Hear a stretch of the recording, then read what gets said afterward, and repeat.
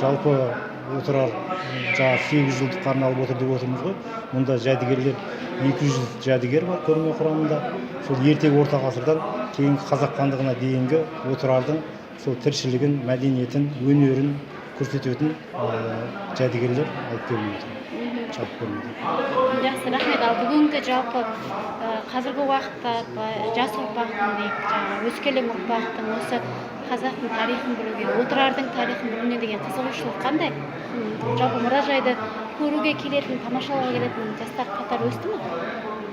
Жылдан жылға отырардағы, отырар қаласының тамашалау, отырар мұражайын тамашалау, жалпы келушілер жылдан жылға саны өсіп келе жатыр.